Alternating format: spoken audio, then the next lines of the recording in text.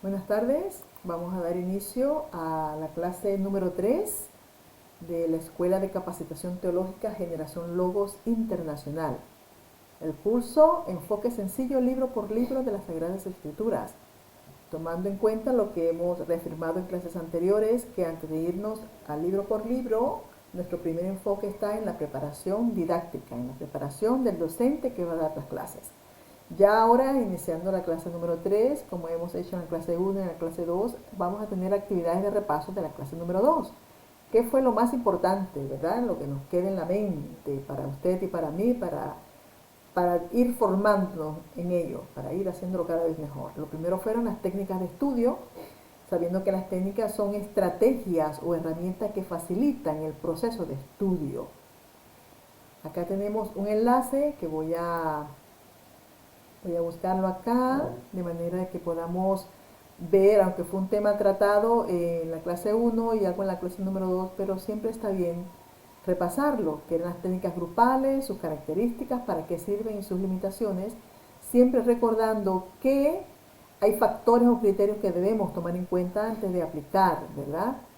Esos, por ejemplo, los objetivos que se persiguen, la madurez y el entrenamiento del grupo a quien usted le va a dar la clase, el tamaño del grupo, según el ambiente físico, decíamos que si era ventilado, si era oscuro, si tenía luz natural o artificial, si era pequeño, si era grande, si disponía de mesa o solamente de sillas, el material, ¿verdad? Las características del medio externo, se iba a dictar la clase en un parque, a las afueras, en un galpón, en un aula preparada, las características de los miembros, si eran todos hombres, todas mujeres, o si era una mezcla de niños, jóvenes y adultos, si tenían analfabetas o no, si eran de determinado, si eran líderes, por ejemplo, y evidentemente la capacidad suya, ¿verdad?, para desarrollar la técnica grupal. Son factores a tomar en cuenta. Luego teníamos las técnicas grupales que se enumeran junto con sus características, para qué sirven y sus limitaciones. La mesa redonda, entrevista pública, simposio, diálogo o debate público, por ejemplo, FILE 66, que se recomienda para romper el hielo el primer día de clase, el grupo de discusión, el foro, el eco, la comisión. Son técnicas grupales importantes para que usted las dé antes de o durante el ejecútese de la clase. Usted la lee y la que más se ajuste a la clase que vaya a dar, pues usted la toma. Teníamos esa información por allá. Y la otra de las metodologías de clase, que también lo trabajamos, tocamos un poco en la clase 1 y la volvemos a tocar en la clase 2 y ya lo repasamos hoy, que las metodologías sabemos que son sistemas que sirven para planificar las clases usando distintas herramientas. Nuevamente tenemos un enlace, a ver qué técnicas grupales, por ejemplo, o ahora métodos y estrategias. A ver, ¿qué dice por acá? Métodos y estrategias para impartir clases de forma dinámica. Dinámica en el sentido de que pueda ser productivo, ¿verdad? Todo lo que nosotros podamos aplicar en el aula, todo el desarrollo que tengamos de nuestra clase, nuestra idea es que el alumno la entienda. Aquí se muestran 10 estrategias para que tus alumnos no pierdan su curiosidad y sus ganas de aprender. Eso no distingue entre edad ni en sexo. El caso está en que nuestros alumnos tengan el deseo y tengan la motivación en cada una de las clases. Las 10 estrategias, por ejemplo, hacer preguntas a los alumnos durante las clases, aplicar una prueba corta de 5 minutos cuando se comienzan las clases, utilizar las presentaciones audiovisuales, fomentar el que sus estudiantes se conozcan entre ellos, de ahí la importancia de la primera clase rompehielo, hablar menos para que los estudiantes piensen más, fomentar la colaboración entre el grupo. Bien, ya visto esto, repasando los principales términos que trabajamos en la clase número 2, entramos a una de la clase número 3. Bien, entre las tareas de la clase pasada era elaborar un mapa conceptual o un mapa mental de lo visto hasta ahora en el curso, ¿verdad? De esta manera sencillamente este es un ejemplo. Este es un ejemplo, tomando en cuenta qué es mapa conceptual y qué es mapa mental, pues nosotros íbamos a desarrollarlo. En este ejemplo, pues es la clase número 1, este es un mapa conceptual relativo a la clase número 1, que abarca el resumen, los puntos más importantes que se hablaron en la clase número 1. Tenemos la introducción, la Biblia, el libro más vendido, términos de interés, comprensión lectora, técnicas de grupo y técnicas de estudio. Estos fueron los elementos más importantes que se desarrollaron en la clase número 1. A cada uno le hice corresponder con una flecha, se dan cuenta de colores diferentes porque nosotros los docentes nos guiamos, ¿verdad?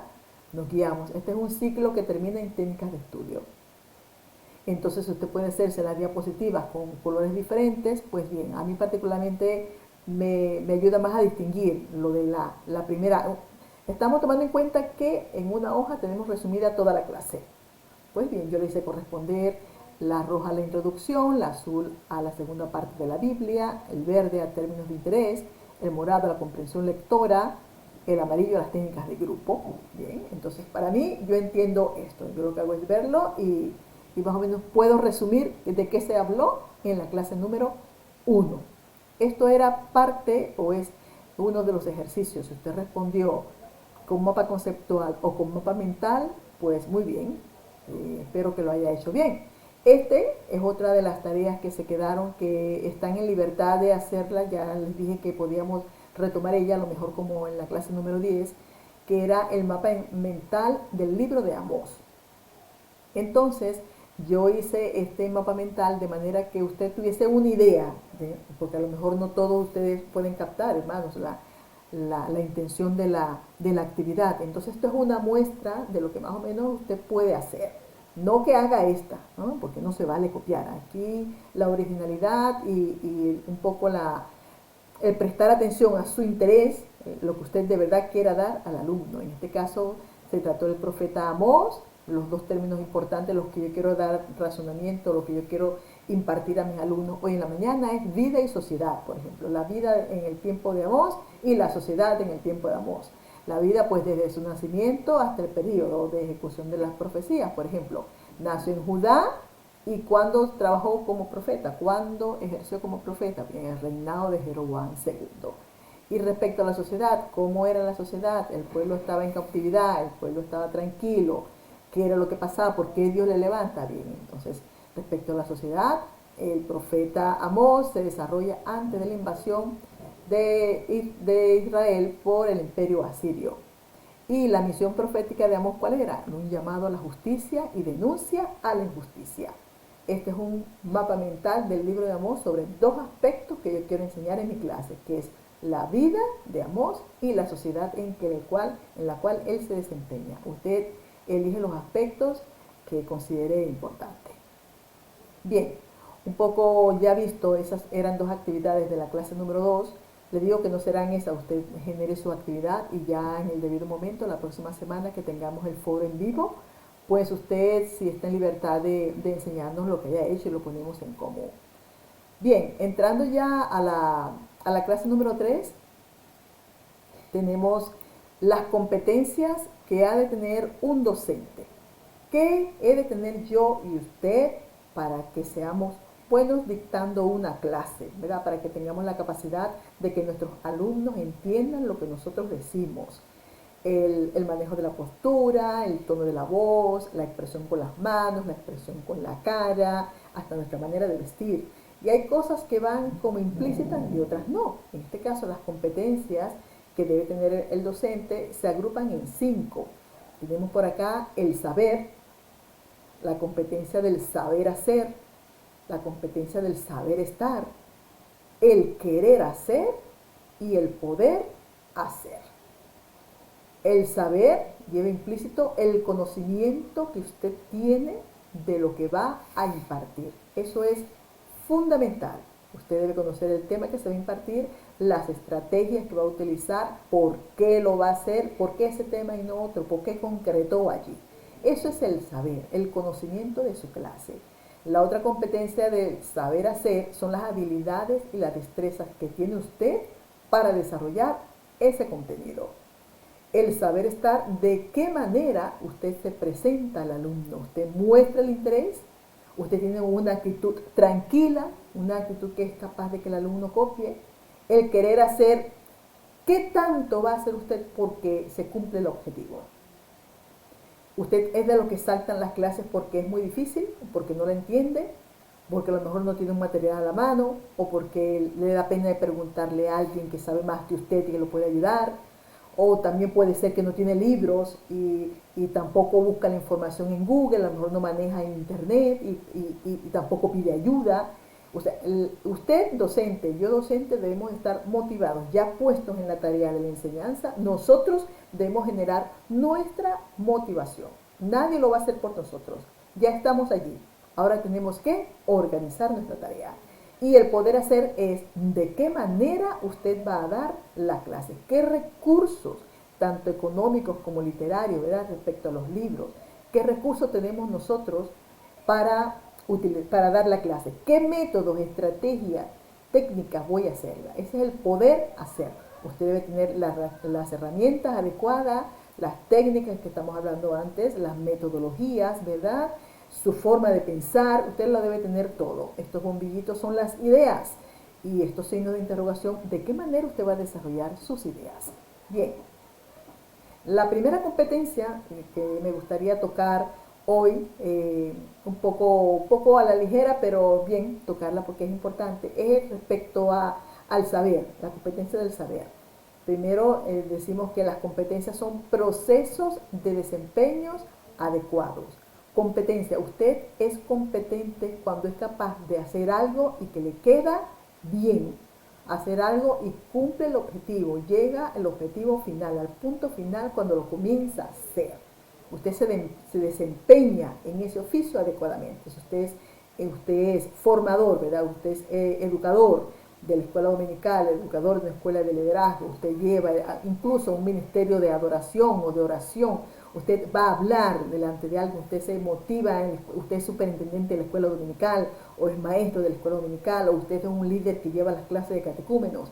O sea, usted debe estar capacitado para que ese desempeño, para desempeñar esa labor adecuadamente, con los instrumentos, con las estrategias, con la motivación indicada, la razón de ser de las cosas. Entonces, unos ejemplos de competencia del saber pueden ser la actitud de estar abierto ante nuevas experiencias.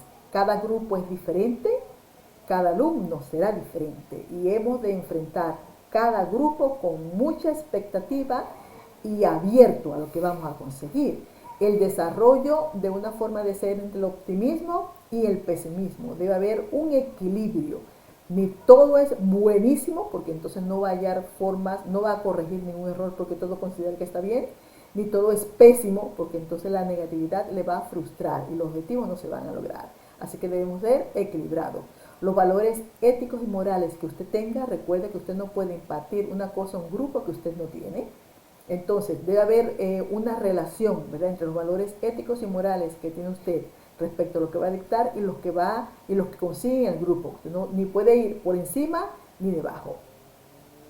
La apertura, aquí está esta sección ante pueblos a los que no se pertenece, podríamos hablar cuando tenemos una clase mixta, una clase hondureños y con salvadoreños y ecuatorianos, una clase con americanos, canadienses y venezolanos, una clase con españoles, ingleses y alemanes, o sea, una apertura y pues eso nos hace también estar abiertos a esas nuevas experiencias. Y el desarrollo de la capacidad memorística es muy importante para nosotros, el leer y el que se nos quede la información.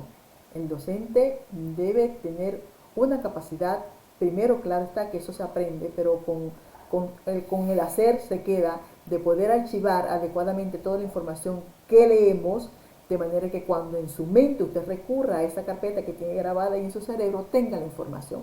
Hay que educar la lectura. Recuerde que habíamos hablado en la primera clase que las lecturas pueden ser secuenciales, intensivas y puntuales.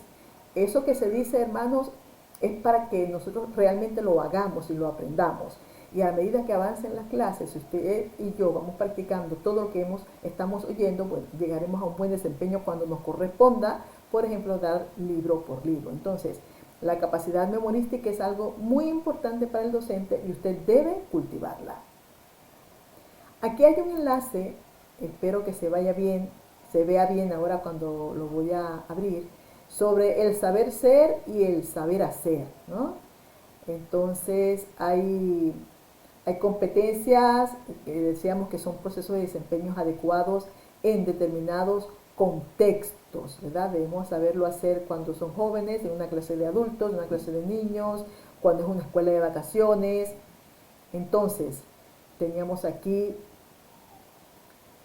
eh, los ejemplos de competencia del saber ser, el desarrollo, por ejemplo, de una forma de ser entre la espontaneidad y el autocontrol.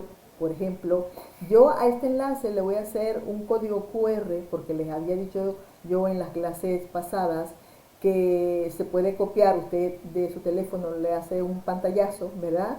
Y puede ir, acceder al código QR y ver la información, si en dado caso no puede clicar acá sobre el enlace. Posteriormente también les dije que voy a subirlo al Drive las clases y de ahí usted podrá sí, enlazarse a los links y a los códigos QR. Bien, entonces hay una cantidad aquí de información que bien vale la pena leerla. Leerla son unos ejemplos, 40 ejemplos del saber ser y del saber hacer que pudiesen ayudarle.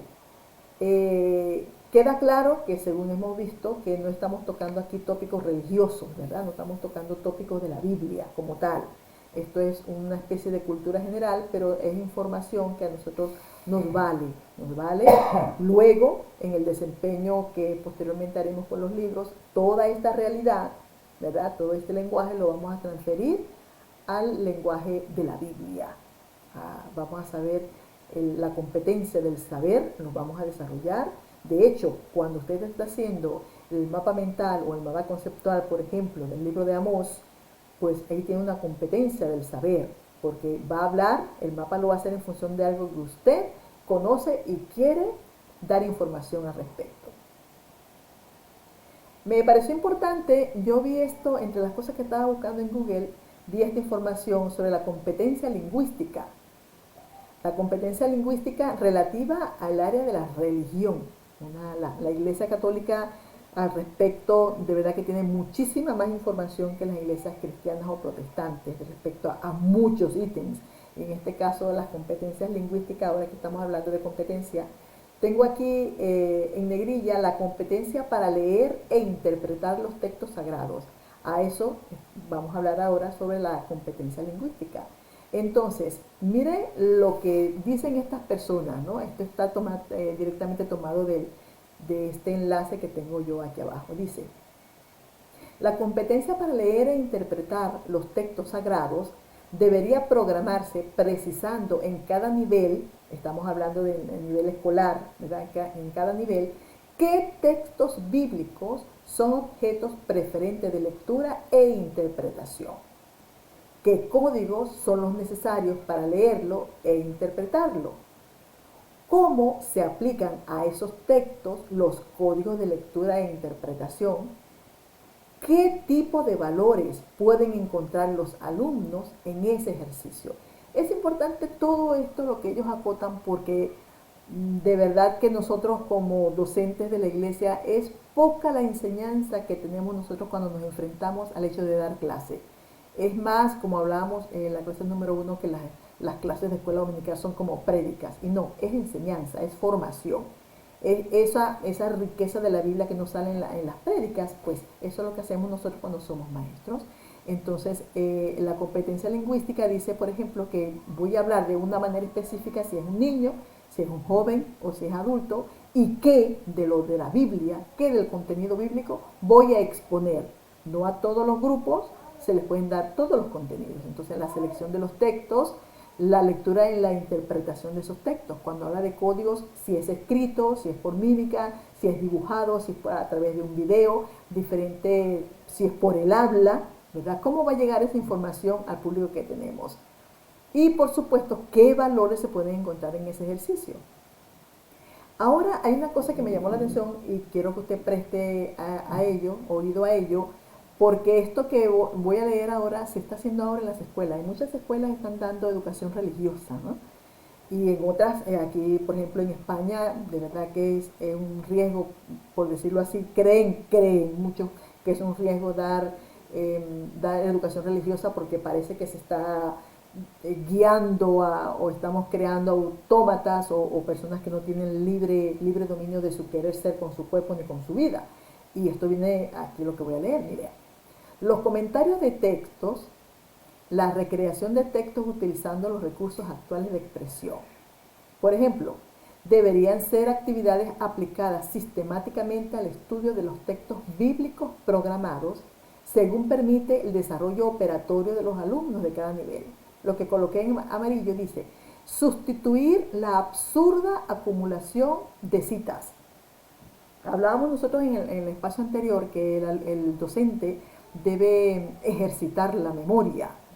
Entonces, si para usted, según esto, es un absurdo utilizar las citas en el sentido de la correspondencia, entendemos que la Biblia, la concordancia cruzada que nos permite confirmar entre libros una verdad, ¿verdad?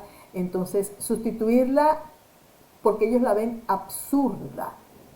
En rojo, en verde dice obsesión apologética, el defender lo que dicen las escrituras, o la memoria para la fiel retención del texto. Estas son tres cosas a los que ellos están dispuestos a quitar, están poniéndolo sobre la mesa para que esto no se pida en la programación de los estudios de los textos bíblicos. Entonces, tenemos que, dice luego, por una penetración sosegada en la dinámica de las narraciones y prefieren sustituir la acumulación de citas, la obsesión apologética y la memorística para la fiel retención del texto, la prefieren sustituir por narraciones o en la belleza de los textos poéticos vitales de la Biblia. Es decir, totalmente por encima, no deja de ser un libro más, no es la palabra de Dios, es un libro de texto que usted puede verlo, pues de una manera muy bonita, los salmos, las canciones y de hecho tantas Biblias que le han quitado versículos muy puntuales. Esto, acá está un enlace y ya saldrá en la diapositiva y me pareció interesante sobre la competencia lingüística tocar este tema. Bien, creo que lo pudiésemos dejar hasta aquí. A ver si puedo abrir un momento los de las competencias básicas. Y esta es la Confederación Interamericana de Educación Católica. Estuve buscando algo parecido en competencias de una red evangélica, ¿no? Pero es difícil conseguir determinados contenidos. Bien, entonces, entre las competencias básicas hablaban ellos de la lingüística, la estructura general de las competencias básicas y del actual modelo de transmisión. Decíamos que el término competencia hace referencia al desempeño de una actividad, tarea o función, ahí estamos totalmente de acuerdo. La religión, por su parte, no es ni una tarea ni un oficio, ¿no? Al menos como se ha concebido hasta ahora según el currículo. La enseñanza de la religión como adquisición y desarrollo de competencia, pues las competencias que ellos están ahora esbozando o planteando sobre la Biblia es una competencia de interpretación narrativa, leer más que interpretación, una narrativa, leer la Biblia como un libro, como las historias. Lastimosamente, en gran parte de las escuelas dominicales, la Biblia no pasa a ser en las clases de niños, por lo menos hasta los 12 años, un libro de historia. Es lo que se plantea siempre, y recordar a David y Goliat, y recordar a Daniel y el foso de los leones, historia, no como otro libro más de historia. Y la Biblia es mucho más que eso. Así que creo que si nosotros ponemos un poquito de empeño o sea, nos esforzamos en el desarrollo de la formación en las Sagradas Escrituras, podemos dar a nuestros niños y jóvenes, adolescentes de hoy, una información un poco más fiel de respecto de lo que se refleja en la Biblia que lo que nosotros, que ya somos adultos, hemos recibido. Para la clase siguiente, bueno, creo que sí puedo dar esta. Ya que tenemos más o menos la competencia del ser, ¿no? Entonces entramos a lo que es la programación didáctica. Una programación didáctica es la programación de nuestra clase, ¿ya? ¿Cómo vamos a hacer nuestra clase? Y la programación didáctica tiene un conjunto de respuestas. O sea, hay preguntas y hay respuestas que usted se debe hacer cuando, como docente de la escuela dominical o delante de un grupo que lidere, va a dar una formación. Es por qué enseña, qué va a enseñar, cómo lo va a realizar, cuándo, con qué y cómo va a evaluar el aprendizaje de esa población a quien usted le está dictando la clase, a quien está aportando la información. Entonces, aquí estarían las respuestas. La primera es, ¿por qué enseñamos? Para suplir las necesidades detectadas. Lo que contextualiza nuestra labor. Usted va a suplir lo que usted ve que falta en ese grupo que tiene delante de usted. ¿Qué va a enseñar? Usted va a enseñar en base a las necesidades y de allí formula los objetivos y ya con los objetivos formulados elabora el contenido de la clase. ¿Cómo se va a realizar la enseñanza? Se va a seleccionar metodologías y actividades que favorezcan el cumplimiento de esos objetivos. ¿Cuándo? Usted se planifica en función de la duración. Por un mes, los últimos 4 domingos, durante el último trimestre, durante 6 meses, usted se planifica. ¿Con qué?